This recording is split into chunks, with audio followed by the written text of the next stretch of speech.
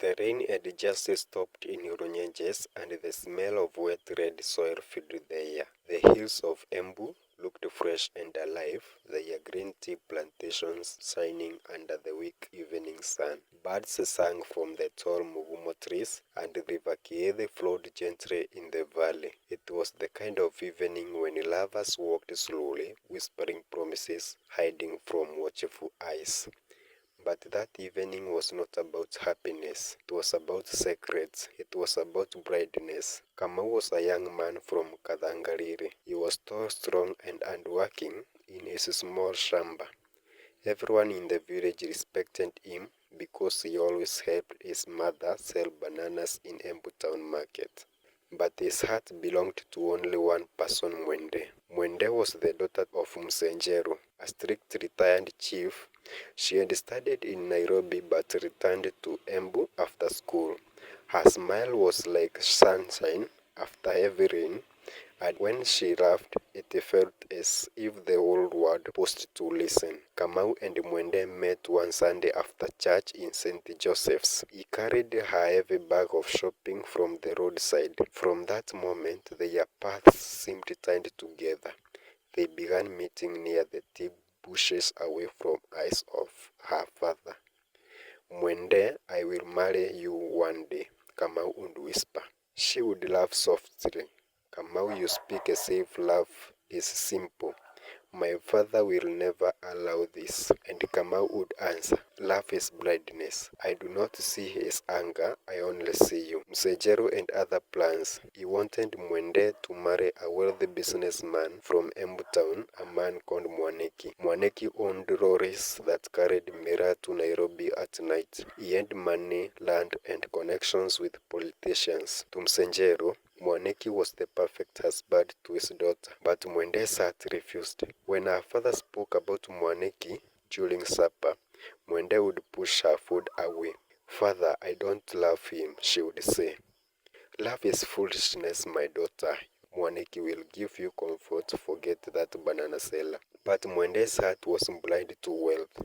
She wanted Kamau's rough hands, his laughter, his dreams. The lovers began to meet in secret near River Rupingasi, where the moon reflected like silver plates on the water. They carved their names on a mugumo tree and promised never to betray each other. One night, as they sat by the river, Kamau held her hand tightly. Mwende, he whispered, if they separate us, I will fight for you.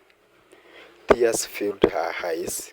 And if they forced me to marry Mwaniki, Kamau's voice shook. Then I will steal you away. The river covered their trembling promises, but someone was listening from the shadows. Word reached Mwaniki that Mwende was seeing Kamau. Jealousy burned in his chest like fire. He paid one of his drivers, Mwenda, the spy, to follow them. Soon he knew every meeting place, every whisper, every kiss. Mwaneki went to Msenjero's homestead one evening. Your daughter is shaming us, he said. She sneaks around with that poor farmer.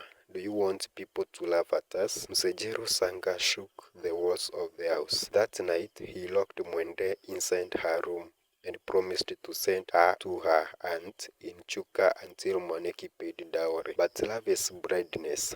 Locked doors could not stop her heart. Mwende sent a small boy karaoke with a note hidden in bananas. The note reached Kamau. They wanted to send me away. Meet me tomorrow by the mugumo tree. If you truly love me, we must escape. Kamau's heart pounded. He had no money, no car, no land, but he had love. And love is blindness. He planned to run with her across the hills to Meru, where nobody knew them. The night came. The moon was thin, like a sharp knife. Mwende climbed out of her window, barefoot, her dress brushing the cold grass. She carried only a small bag. Kamau was waiting near the tree, his eyes shining with fear and excitement. Are you ready?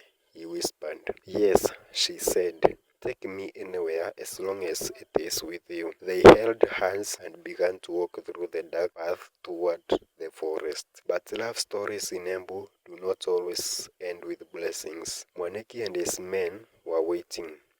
Mwenda the driver had followed Mwende from the homestead. As soon as the lovers reached the forest, torches flashed behind them. "There they are," shouted a voice. Mwende screamed, and Kamau pulled her into the thick bushes. They ran through tea plantations, their feet sinking into the wet soil. Dogs barked in the distance. The night was alive with danger. "Don't stop," Kamau cried. But the more they ran, the louder the footsteps behind them. At last, they reached the edge of River Kiithi. The water roared, swollen from the rains.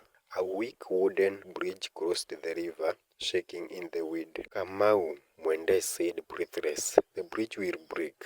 He looked at her with desperate eyes. "Love is blindness, Mwende. I cannot see danger. I only see you. We must cross." They stepped onto the bridge, the wood creaking beneath them. Behind Mwaniki, torches glowed brighter, closer, hotter. The river screamed below, like a beast waiting to swallow them. Halfway across, the bridge cracked loudly. Mwende clung to Kamau's arm, her face pale with fear. "Don't let go," she cried. "I will never let go," Kamau answered, though his voice shook. Then suddenly the bridge gave a deep groan. One of the ropes snapped, swinging them violently toward the dark water. The torches of their pursuers reached the riverbank. Shouts filled the night. Would the bridge hold? Would love save them or destroy them? The river roared, the night grew darker. And nobody knows what happened next.